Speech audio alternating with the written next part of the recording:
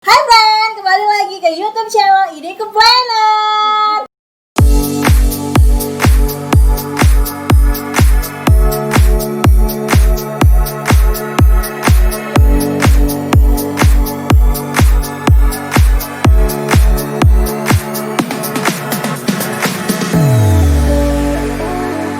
Lagi sama saya dengan Titi Dewi. Yap, hari ini kita lagi di mana tebak? Ya, kita ada di rumah salah satu narasumber, yaitu kita kenalan sendiri aja ya. Hai Marisa, apa kabar? Baik. Aduh, ini dengan suasana yang baru dan Iya, memakai benar. masker dan lain sebagainya. Normal ya. Iya ya Mbak, ya benar. Oke, kita kenalan dulu dengan perempuan yang ada di samping saya, namanya Mbak Nerisa Arfiana. Dan Mbak Nerisa, tuh panggilannya saya manggilnya sih Mbak Risa. Iya, Mbak Risa aja. Lebih singkat ya Mbak Risa. Dan Mbak Nerisa ini seorang mahasiswi yang sedang menempuh tesisnya di psikologi profesi. Betul ya Mbak ya? Iya, betul. Jadi saya sedang dalam studi magister psikologi profesi. Saya sudah selesai untuk ujian profesinya. Sekarang saya tinggal untuk mengejar gelar S2-nya gitu. Oh, Jadi oke. dengan menyelesaikan tesisnya gitu. Tinggal tesisnya aja. Iya, Tapi betul. sudah berpengalaman dong ya. Kita membahas apa sih teman-teman nih? Di sini pada bingung. Kita ngapain sih hari ini ya? Ngapain ya, Mbak ya? Ngapain ya kita ngobrol Ngobrol-ngobrol, santai, iya. ngobrol santai. Jadi ini bincang-bincang santai sama Mpi Dewi sama Mbak Risa membahas tentang kita judulnya tuh hari ini New Life, Mbak ya. New Habit, New Me. Nah, apa itu ya? Apa itu ya? Ya, mungkin kita selama kurang lebih 3 sampai 4 bulan ini, Mbak ya. 3 sampai 4 bulan ini kita sudah menghadapi masa pandemi gitu. Yang mungkin ini membuat orang-orang itu down dari segi ekonomi, dari segi psikis. Nah, tujuan saya sama teman-teman di sini datang ke sini membahas tentang apa sih sebenarnya dampak, apalagi Mbak Nerisa atau Mbak Risa ini kan ya di bidangnya psikologi ya, di bidang psikologi yang pasti sudah memahami tentang dampak psikis dari masing-masing personal gitu dari adanya pandemi ini. Kita ngomong tentang dampak psikis ya, kita perlu sadar bahwa setiap orang tuh pasti punya caranya untuk memaknai atau mentranslate situasi yang ada gitu. Nah, dan bagaimana orang itu memaknai situasi, bagaimana dia mentranslate apa yang dia hadapi gitu ya, itu tuh sangat mempengaruhi apakah itu berdampak pada psikisnya atau enggak, apakah itu akhirnya buat stres atau enggak gitu. Kalau misalnya situasi yang dihadapi itu akhirnya dinilai negatif gitu ya, dinilai wah ini sangat mengancam hidupku gitu kan, aku gimana bisa survive kalau ada situasi seperti ini gitu, maka yang ada pasti akan stres. Cuma kalau misalnya kita bisa melihat sebagai suatu hal yang mungkin lebih netral gitu ya, pasti juga tingkat stresnya akan lebih sedikit dibandingkan orang yang sangat merasa bahwa wah ini suatu hal yang sangat besar untuk merubah hidupnya gitu. Nah, itu pertama. Kemudian setelah bagaimana tergantung dari bagaimana orang memaknai situasi, penting juga apakah situasi yang dihadapi itu termasuk situasi yang bisa dikontrol atau enggak. Kalau misalnya situasi itu suatu hal yang dia nggak bisa kontrol, itu pasti akan berdampak juga lebih besar terhadap psikisnya, karena kan akhirnya wah ini stresnya lebih besar lagi nih karena aku nggak bisa kontrol, nggak tahu harus gimana gitu, karena ini nggak bisa itu nggak bisa, ya benar-benar nggak bisa dikontrol gitu kan. Nah, maka akhirnya apa, kita jadi harus jadi kayak lomba tahan-tahanan kayak Mbak bilang tadi ya Herd immunity ya, tadi lah herd ya. immunity ya. Siapa yang paling bisa bertahan dalam situasi yang tidak pasti, yang kita nggak bisa kontrol itu Situasi apa? ini bisa dibilang gila situasinya. Bikin orang itu aduh burn out banget, bikin stres, bikin orang memang benar down sih. Nah, terus yang terakhir ini Mbak, yang ketiga ini frekuensi ya, itu seberapa sering sih kita terpapar sama situasi yang buat stres itu. Kalau misalnya itu semakin sering, setiap hari misalnya kita selalu alami, maka stres itu juga berarti kan terus menerus kayak beruntun ke diri kita kan. Nah, akhirnya mungkin awal-awal kita masih kayak oke, aku nggak apa-apa, tapi lama-lama mungkin bisa kayak kok aku hari ini down, habis itu lebih down lagi. Nah maka kan akhirnya bisa lebih apa ya, psikis pun juga pasti akan lebih terganggu kan Mbak kalau misalnya itu terus-menerus datang. Tapi kalau misalnya stresnya, oh ini datangnya cuma hari ini aja, besok-besok dan berbulan-bulan ke depan juga nggak ada, ya udah berarti kan stresnya cuma kemarin gitu. Itu sih. Nah maka dari itu sebenarnya dampak psikis ke orang-orang itu sebenarnya berbeda-beda ya Mbak ya. Apalagi bagaimana orang memaknai situasi yang dihadapi itu kan juga pasti tiap orang berbeda-beda, bervariasi. Cuma memang yang paling kelihatan ketika kita melihat berita-berita itu kan tentang yang paling sering kita lihat tuh PHK. Wah, banyak betul. sekali orang yang di PHK yang Benar, akhirnya kan dia nggak punya uang untuk menghidupi keluarganya gitu kan. Terus juga mungkin yang paling kelihatan juga ini dari segi pendidikan, gimana sulit sekali sekarang. Daring ya sekarang tuh ya. Apa namanya, sekolahnya online tapi SPP-nya per bulanan tetap stres tuh. Dan orang tuanya misalnya di PHK kan Aduh, semakin berat benar. lagi. Guru-guru atau misalnya orang-orang yang membuat kurikulum itu juga harus berpikir keras kan bagaimana cara menyampaikan materi di sekolah tapi dengan cara yang efektif sama seperti di ketika tatap muka gitu. Itu juga membuat stres tersendiri gitu. Sebenarnya lebih ke arah situ Mbak. Nah ngomong-ngomong tentang dampak psikis, ada juga pihak yang diuntungkan. Ya nggak sih Mbak? Iya. Benar.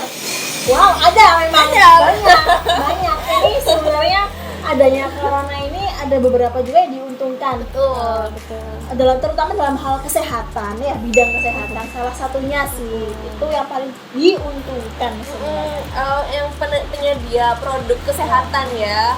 Kalau rumah sakitnya sih pasti kalang kabut kalau untuk tenaganya ya, kalau rumah sakitnya kalau tenaganya pengadaan alat kesehatannya itu yang pengadaannya ya. Tapi sekarang juga lagi pro kontra loh Mbak. Apa itu? Pro kontra mengenai saya baca ya di berita itu. Sebenarnya kita nggak bahas hal ini sih, kita lebih bahas ke dampak psikisnya aja. Tapi sedikit lah kita upkan di sini. Ada pro kontra si corona ini bahwa itu menjadi lahan bisnis sendiri untuk rumah sakitnya. Kan muncul berita juga bahwa orang yang meninggal di rumah sakit sekarang itu meninggalnya itu harus memakai SOP-nya harus memakai peti, dan petinya itu harus membeli sekitar minimal harganya sekian juta. Dan dari rumah sakit ada juga yang tidak mau mengeluarkan surat pernyataan bahwa pasien ini meninggal bukan karena corona, tapi karena memang penyakit bawaannya, entah itu apa kan macam-macam tuh, tapi tidak mengeluarkan gara-gara dibuat bisnis tadi menguntungkan si pihak rumah sakitnya. Tapi saya ataupun kami juga nggak tahu sih kebenarannya gimana gitu. Kalau saya sih kalau tentang itu nggak berani banyak komentar ya, karena saya kan juga nggak terjun di sana langsung.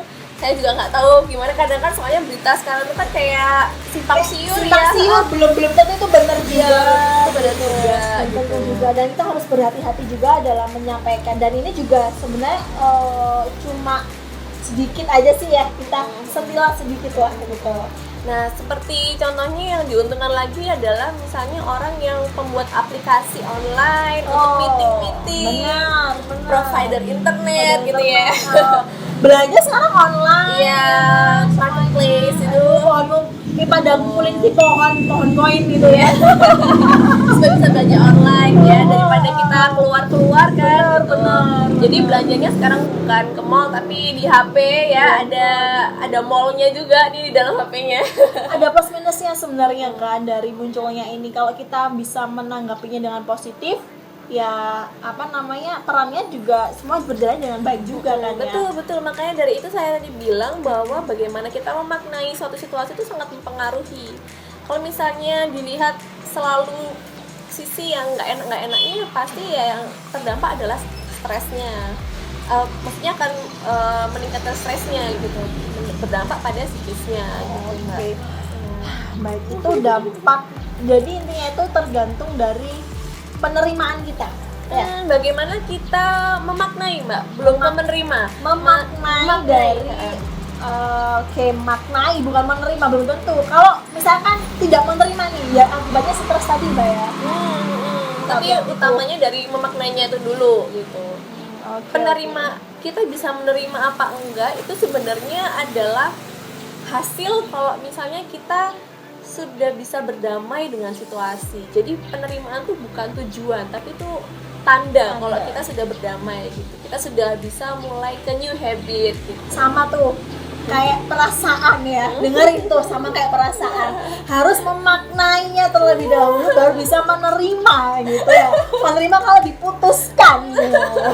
Ini nggak masuk kayaknya. Enggak, harus memaknai dan berdamai dengan situasi dan keadaan baru bisa menerima gitu. Aduh, jadi bahas-bahas patah hati nih ya. Oke, Mbak, ini ada pertanyaan lagi nih. Ini sebenarnya sudah ada beberapa pertanyaan ya pemirsa, friend. Kayak ada ini aja. Kalau tadi kan dari frekuensi ya, yang ketiga dari frekuensi. Yang pertama itu gimana kita memaknainya. Gimana itu cara akhirnya, kita maknai. Gimana itu akhirnya mempengaruhi apakah ini situasi ini membuat kita stres atau tidak. Oke. Itu yang pertama. Yang kedua, ketika memang stres itu ada, nah tapi kemudian dianggap sebagai sesuatu yang tidak bisa dikontrol. Yang kedua itu tentang kontrol, maka stres itu juga tingkat keparahannya akan semakin tinggi. Oke. Yang ketiga, kalau misalnya kita terus terpapar oleh situasi yang memunculkan stres itu, maka akan lebih tinggi lagi gitu. Jadi tergantung dari tiga hal ini. Cuma yang paling utama adalah ya stresnya itu sendiri. Kalau misalnya kita memaknainya berbeda sehingga kita nggak mentranslate-nya itu sebagai sesuatu yang bikin stres, ya maka aman-aman saja gitu. Kalau saya jabarkan nih yang lebih singkatnya lagi, kita berdamai dengan keadaan yang krisis, dengan ketidakpercayaan dan loss of control-nya. Bener ya? Oke. Mbak, ini ada pertanyaan lagi, Mbak. Yang kedua, ya kalau kita tadi sudah bahas psikis secara general.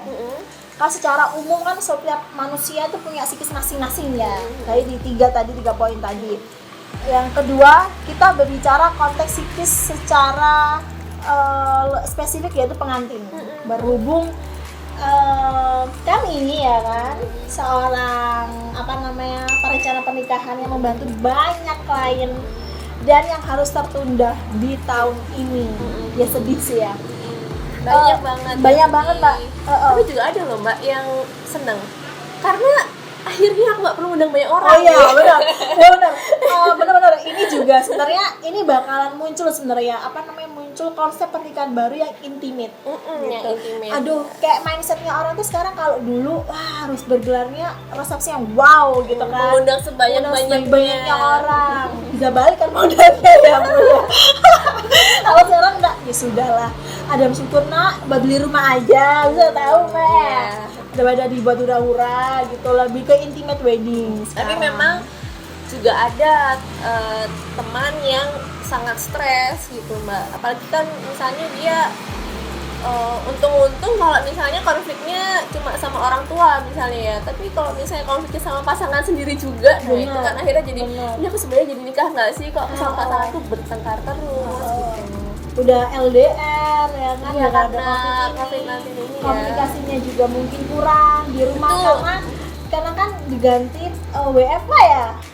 Oke, otomatis itu yang daring terus kan ya, itu yang di secara online, otomatis komunikasinya kurang. Iya, yang lagi online ini kerjaan gitu kan, berantem udah. Itu mengurangi Mbak ya. Kita juga ketemu juga jarang. Gitu. Mbak, secara umum kan orang kan mengalami level kecemasan yang berbeda-beda. Sebenarnya ini mau saya tanyakan, apa kabar kesehatan mental calon pengantin gitu. Kita kan pasti stres banget, apalagi saat ini peraturannya pemerintah itu berubah-ubah. Yang awalnya KUA masih ditutup nih Mbak. KUA masih ditutup, tidak boleh ada pernikahan. Terus jelang beberapa hari kemudian, boleh ada pernikahan dengan catatan pihak KUA yang pihak pengantin yang ke KUA. Tapi belum tentu juga menerima kan? Oh, gitu ya? Kemudian setelah itu KUA dibuka sudahan, tapi resepsinya masih belum tahu. Bukan resepsi, tapi masih belum tahu nih kapan diselenggarakannya gitu. Tapi belum dibuka kan waktu itu.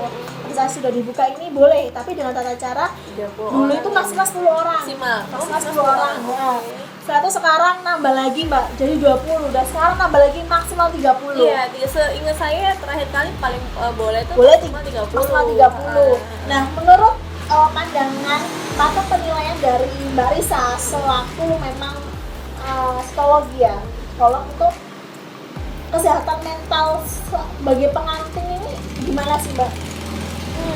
Ya itu tadi memang situasi yang sangat tidak pastinya akhirnya buat kita akhirnya terombang-ambing ya. Yang tadinya oke, situasi ini bilangnya gini, peraturannya ini, oke kita solusinya gini, terus kemudian nggak jadi lagi, berubah lagi. Nah itu pasti kan membuat akhirnya bingung, juga gelisah, ini sebenarnya yang benar yang mana maksudnya, atau nanti kira-kira di tanggal pernikahan kita nanti itu regulasinya sudah sampai mana gitu, atau apakah ada perubahan gitu kan. Walaupun sekarang misalnya regulasinya sudah pasti gitu ya, tapi kan mungkin juga ada orang yang gelisah karena jangan-jangan nanti peraturan berubah lagi gitu. Nah itu sih yang situasi tidak pasti ini akhirnya membuat pasti berdampak ke psikologis banget sih Mbak. Stres banget gitu nggak ya? Stres banget atau enggak itu juga ada banyak faktornya ya Mbak. Selain 3 hal tadi, juga sebenarnya dukungan sosial itu sangat penting. Misalnya kalau dia punya teman yang bisa menghibur dia, menjadi tempat curhat gitu ya, itu juga bisa merasa lebih baik ya, karena bisa melepaskan emosi. Nah tapi memang karena ini konteksnya kan catin ya, calon pengantin, biasanya kan yang paling akan diandalkan tuh pasangan sendiri nggak sih Mbak? Benar, gitu, benar. ya. Kalau pasangannya Oke, benar Mbak. Yang paling terpengaruh kan tadi kan circle-nya dulu dari keluarga, dari teman-teman, tapi yang paling punya pengaruh besar di sini itu peran yang terbesar itu memang pasangan. Partner. Kalau pasangan sendiri nggak bisa diandelin, kita mau larinya kemana? Kan nikahnya sama pasangannya. Iya, gitu. sebenarnya kan ingin pasangan itu menjadi teman hidup, di mana pastinya lebih dekat daripada pada orang tua nggak sih Mbak? Kan biasanya paling tahu misalnya emosi kita atau kayak kita sehari-hari gitu ya, karena kan yang sering kita kabarin gitu. Nah kalau misalnya pasangan itu sendiri itu misalnya kurang bisa menjadi tempat wadah untuk kita bercerita, terus ditambah teman juga nggak ada, mau curhat ke orang tuanya juga ternyata punya pendapat yang berbeda dari keinginan atau malah menyalahkan gitu kan. Nah itu kan semakin stressful banget sih itu. Dan pastinya itu bisa batal nikah gitu ya. Waduh, kalau bisa jangan ya. Nah berhubung batal sebenarnya sih ada juga sih Mbak yang memang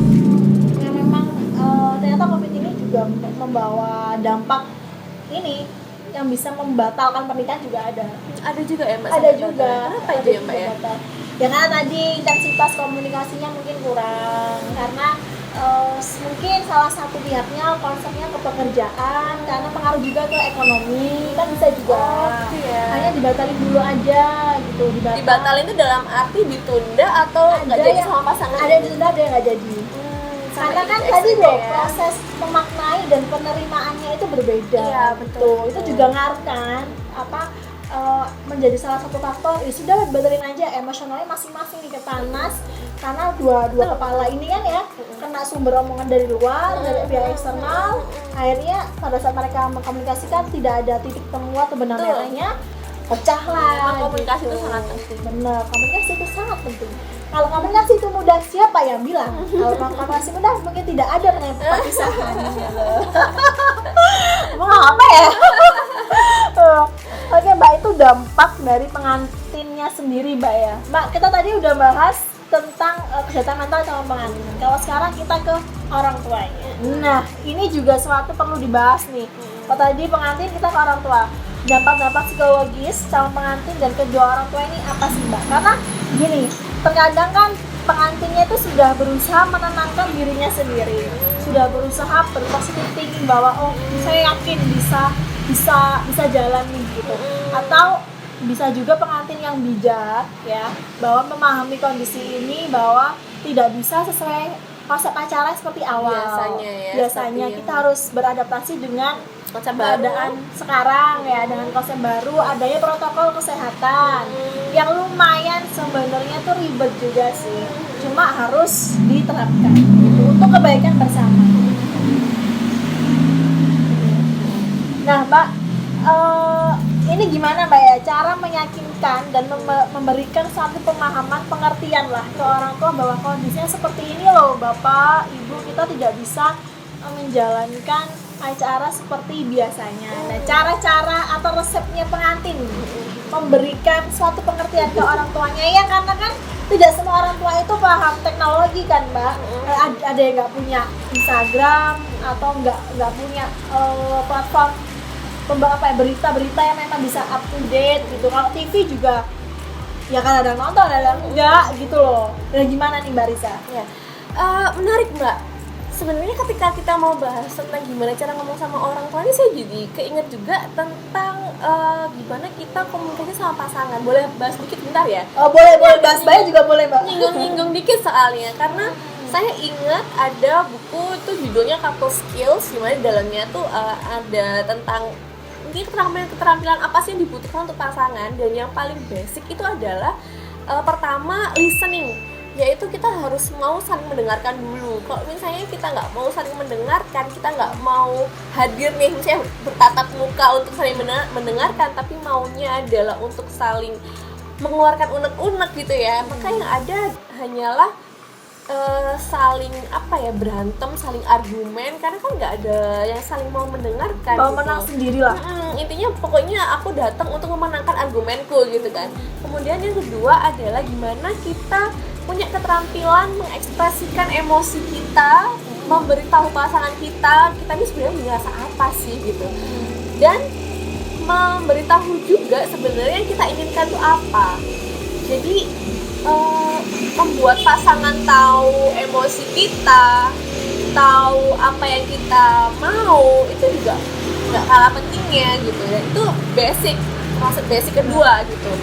Nah, gimana sih caranya? Yaitu dengan I statement, dengan cara misalnya panggilannya misalnya sayang gitu, aku lagi ngerasa sedih banget nih karena aku ngerasa ngurus ini kok sendirian gitu, bisa nggak kamu bantu aku dalam hal misalnya mengurus tentang cateringnya gitu. Nah, itu kan berarti kita sudah mengekspresikan emosi kita dan kita sudah memberitahu apa yang kita inginkan dari dia gitu. Nah, kadang kan kita seringkali melihat pasangan itu pengennya ya dia tahu sendiri tanpa aku ngomong gitu ya, dia tahu. Dipikir cenayang ya.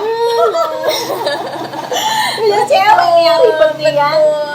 Dipikirnya cenayang gitu. Pasangannya tahu apa yang kamu rasakan hari ini, mau sedih, mau senang, aduh masa bodoh. Ditanya nanti bilangnya nggak apa-apa kok aku gitu ya. It's okay not to be okay. Iya gitu.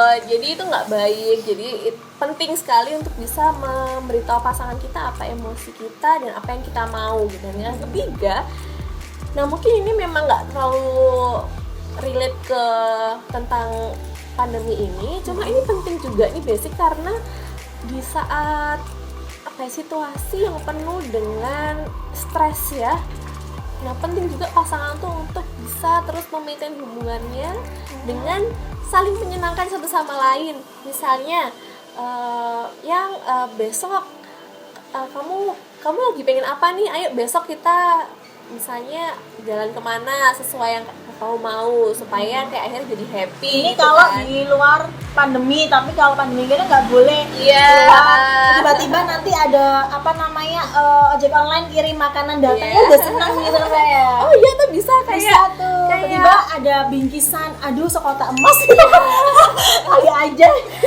Ya, jadi saling mau sharing, kita tuh sebenarnya lagi pengen dihibur apa sih, karena kan ya aku pokoknya pengennya dia tahu apa yang aku suka tanpa bilang gitu kan, padahal itu juga nggak baik ya, cenayang tuh tadi kan. Jadi sebaiknya bilang dan juga saling memperhatikan kira-kira kamu maunya apa gitu biar lebih happy, lebih cheerful gitu kan. Aku lagi pengen makan apa gitu kan, mungkin dikirimin gitu. Apalagi perempuan tuh sukanya dikasih surprise. Terus yang laki-laki juga gitu, jadi yang perempuannya misalnya bilang kamu pengen apa gitu. Dan perempuan suka ngode sebenarnya. Iya, kadang-kadang gitu ya. Kode-kodenya tuh kadang-kadang yang laki-laki itu tidak peka. Ini perlu juga dipelajari sebenarnya Mbak. Dan nggak baik juga Mbak sebenarnya untuk meminta laki-laki itu untuk peka. Karena ya itu tadi bukan cenayang. Benar ya. Justru menuntut pasangan untuk peka itu bisa menjadi salah satu sumber masalah kan, karena ya di sini nggak ada yang bisa tahu isi hati setiap orang gitu. Jadi itu tadi mengekspresikan emosi, mengatakan apa yang dimau, bilang apa yang pengen ingin di treatment seperti apa supaya bisa lebih happy gitu kan. Treatment karena pasangan itu butuh saling mentreatment baik. Iya betul, nggak cuma satu pihak aja ya, tapi harus ada dua arah.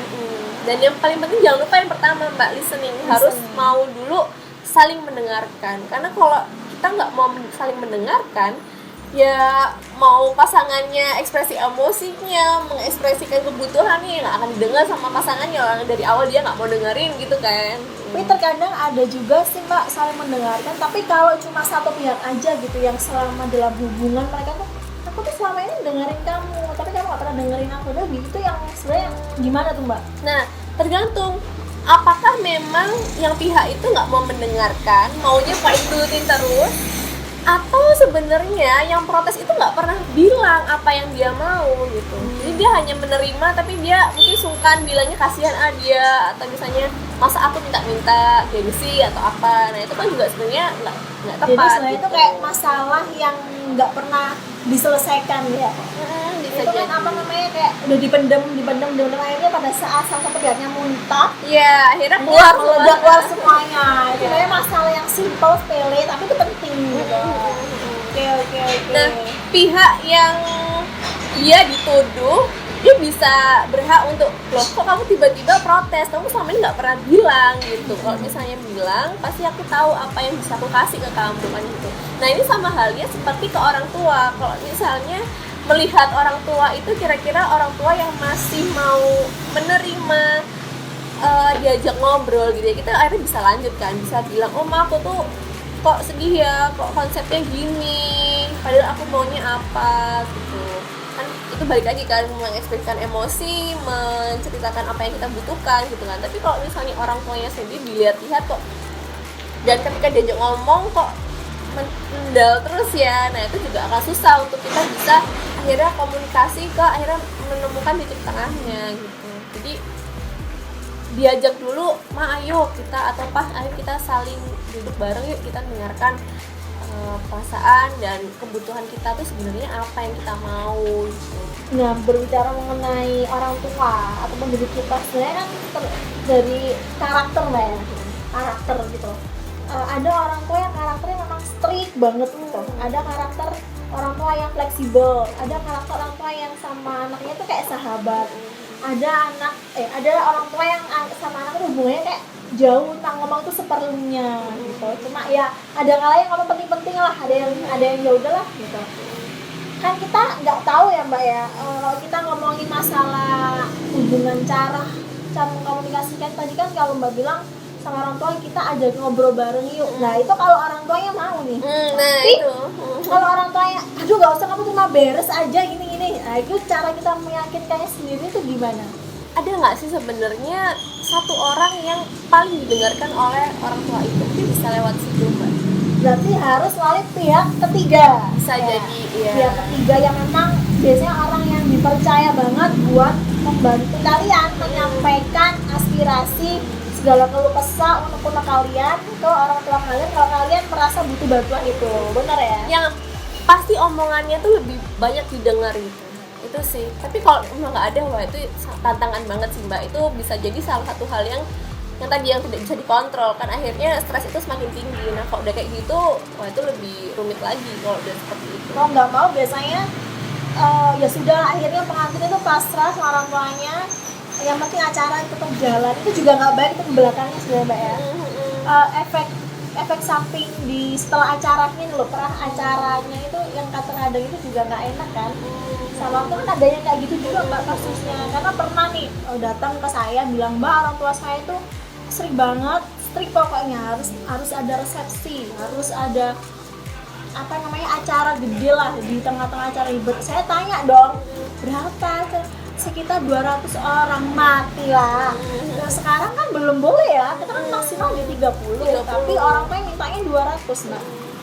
Nah kadang-kadang itu kita kalau ngomong sama orang tua tuh harus lebih halus mungkin ya. Kita cara menerima tadi yang Mbak Risa gampang sakit hati ya kalau misalnya omongannya nyelekit untuk mereka gitu ya. Harus pandai mentreat juga. Kalau kita bisa mentreat pasangan dengan baik, pasti kita bisa kok mentreat orang tua juga dengan baik gitu. Karena memang orang tua kan punya khasnya masing-masing ya, kita nggak bisa bilang harus ngomongnya gini, harus ngomong gitu, karena ada juga orang tua yang ngerasa kalau kamu terlalu formal, kamu nggak kenapa nak, kamu formal banget gitu kan gitu. Ini anak sambet apaan kok tuh? Iya, ada yang memang harus yang sangat halus bahasanya gitu. Tergantung dari suasana hati orang tua juga sih kadang-kadang ya. Juga bisa. Atau mungkin sebelum ngomong dibeliin apa gitu, disogok-sogok dulu mungkin biar baru bisa gitu. Ya mungkin diberi pemahaman aja kali mbak ya, apalagi dengan protokol kesehatan sekarang lumayan ketat dan ada undang-undangnya kan sekarang itu, kalau ngadain acara ada dendanya juga, ditakutin itu aja kayaknya sudah cukup ampuh deh. Nah, iya kadang tuh belum tentu nggak maunya tuh karena memang nggak mau, tapi bisa berarti karena memang nggak tahu kalau ternyata nggak bisa gitu. Ngerasa ya belum dapat informasinya. Nah sebagai anak yang lebih melek informasi nih bisa memberikan bukti-bukti, ini loh ada surat ini, peraturan ini bukti bahwa kita memang nggak bisa menyelenggarakan pernikahan dengan sekian orang gitu. Dengan seperti biasanya lah gitu ya mbak ya. Ini kita ada pertanyaan lagi mbak. Kita sudah membahas dampak-dampaknya, sekarang kita bahas caranya atau solusi dari mengurangi segala overthinking, karena sekarang lagi zamannya overthinking nih orang ini. Banyak banget aku takut ini, takut itu, dan takut itu. Sebenarnya corona ini juga mengikis kondisi psikis kita sih.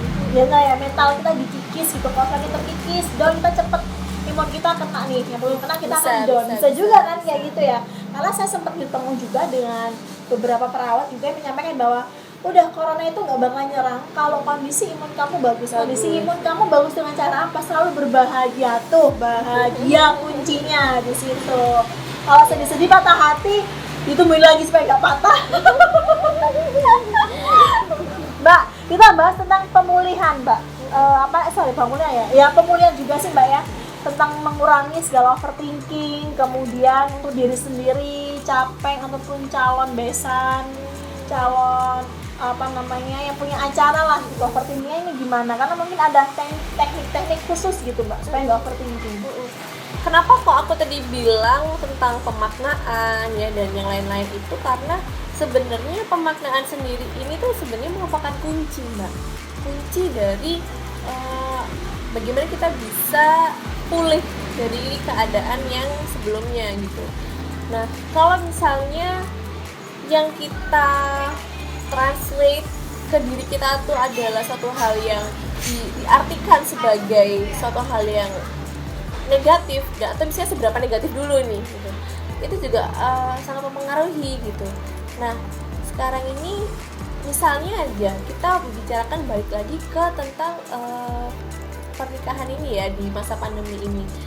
Sebenarnya kan orang tua dan catinnya sendiri itu kan pasti punya tujuan yang sama, yaitu untuk yang orang tua mau menikahkan anaknya supaya menjadi pasangan halal, dan mereka juga ingin menjadi pasangannya halal juga ya. Yang pasti juga yang paling utama adalah gimana bisa menikah di hadapan Tuhan. Nah, cuma yang paling menjadi masalah kan sebenarnya tentang resepsinya ya nggak sih mbak? Iya. Nah, masalah resepsi nih loh yang akhirnya bisa jadi pernikahan tuh diundur atau misalnya nggak jadi gitu kan. Kalau misalnya kita bisa mengingat apa sih sebenarnya tujuan kita dari mau mengadakan pernikahan, ya mau mengadakan pernikahan. Nah, resepsi itu kan sebenarnya cara selebrasi gitu.